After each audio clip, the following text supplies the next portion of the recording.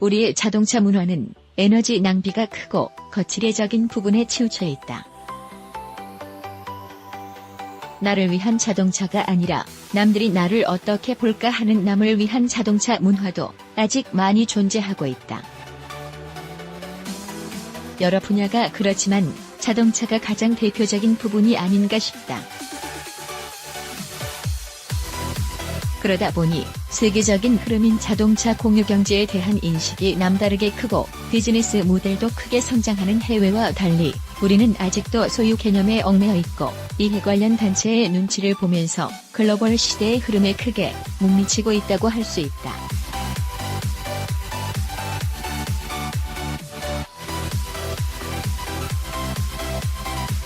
전체 소요 에너지의 약 95%를 수입하면서도 에너지 소비 증가율은 세계 최고 수준이며 정부 차원에서도 그렇게 에너지 절약에 대한 캠페인이나 홍보 등에도 소홀하고 있다고 하겠다.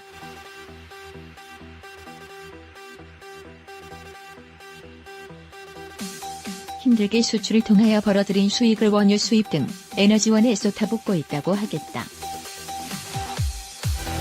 에너지 낭비만 줄여도 앞으로 심각한 문제로 더욱 다가올 이산화탄소 등 환경적인 부분에 조금이라도 자유스럽고 순수익 구조를 더욱 알차게 유지할 수 있는 부분이기 때문이다.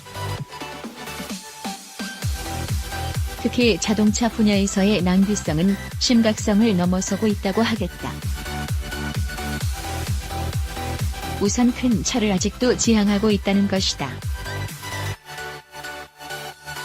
아직도 배기량이 높고 큰 차를 지향하다 보니 당연히 소모성 비용이 증가하고 도심지에서의 주차의 어려움 등 다양한 문제점이 노출되고 있다고 하겠다.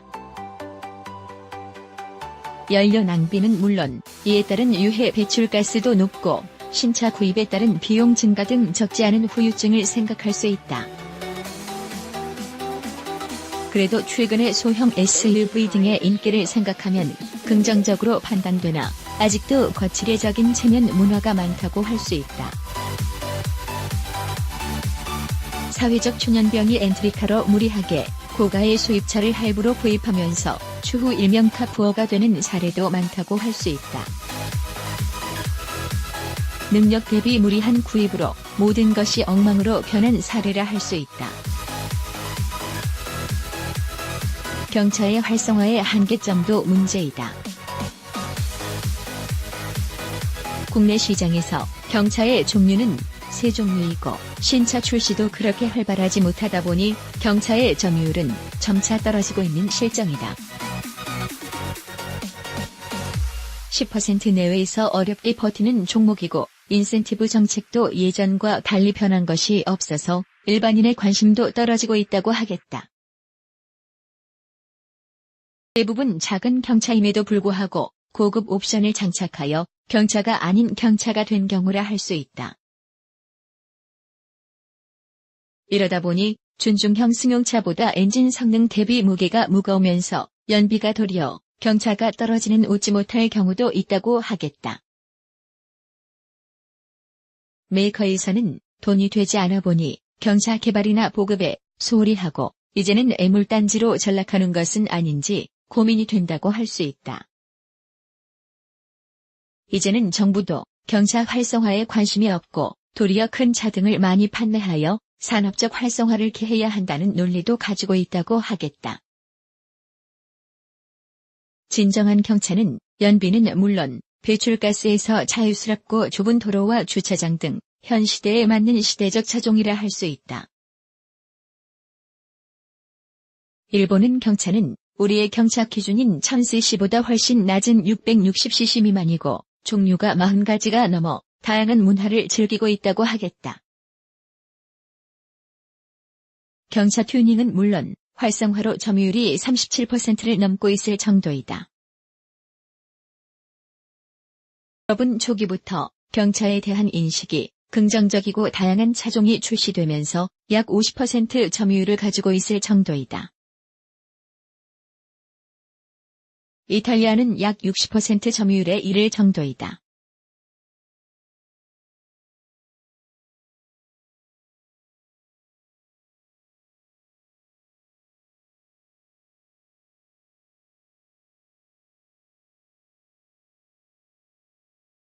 모두가 못 살아서 경차를 운영하는 것이 아니라 자동차에 대한 실용적인 이동수단의 순수 목적 등에 충실하기 때문이다.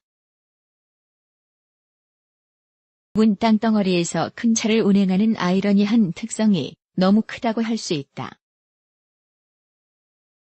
정부의 각성은 물론 국민적 인식도 달라져야 한다는 것이다. 또한 자동 변속기 사용도 문제이다.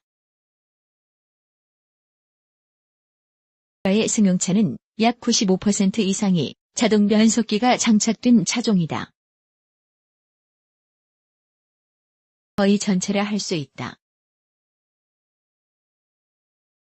이번에 최소한 수동 변속기를 장착할 수 있는 옵션이 있는 경우가 많았으나 이제는 경차까지도 지동 변속기가 장착되어 있을 정도이다.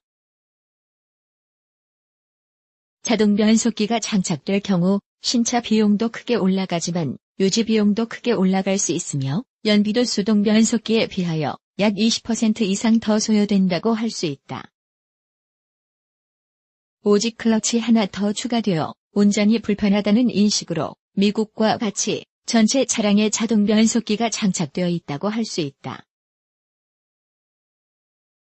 우리와 달리 미국은 에너지 자립도가 높아서 우리 유류비의 과반 정도로 저렴하고 땅덩어리가 큰 만큼 큰 차에 배기량도 큰 특징이 있다고 할 수 있다. 적으로 유럽은 실용성을 강조하다 보니 전체 차량의 과반수가 아직도 수동 변속기 차량이다. 그래서 자동 변속기를 장착하기 위해서는 도리어 옵션을 더해야 한다고 할 수 있다.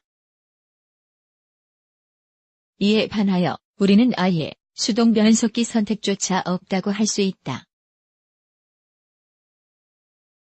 메이커에서는 소비자가 원해서 자동 변속기를 장착한다고 하고 있으나 한 번도 소비자가 자동 변속기를 요구한 적은 없다고 할 수 있다.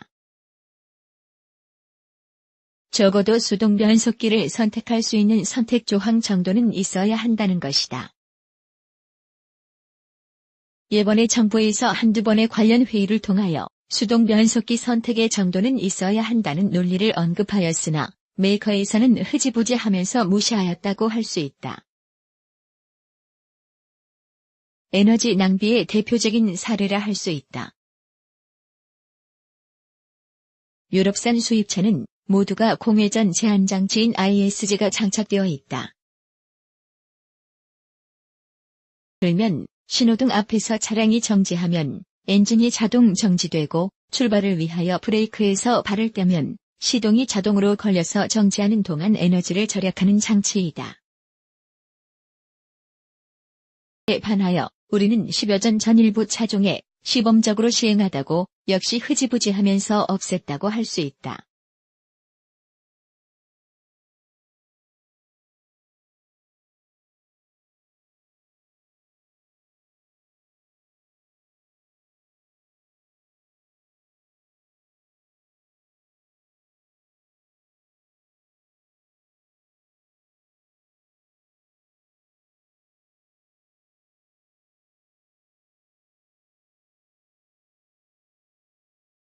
또한 지난 2008년부터 에너지 절약 등을 위하여 펼쳤던 에코드라이브 같은 친환경 경제 운전도 이제는 관심조차 없는 실정이다. 그러면서도 원전 폐지 등 에너지와 직결된 사안은 그렇게도 날리면서도 막상 사용하는 에너지 절약에는 무관심이라는 아이러니한 상황이라 할 수 있다.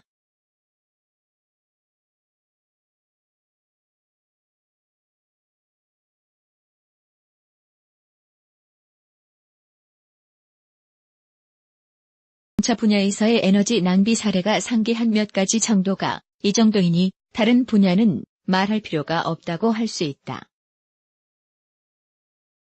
지금부터라도 중장기적인 관점에서 하나하나 챙기고 미래를 크게 보는 시각이 필요한 시점이다.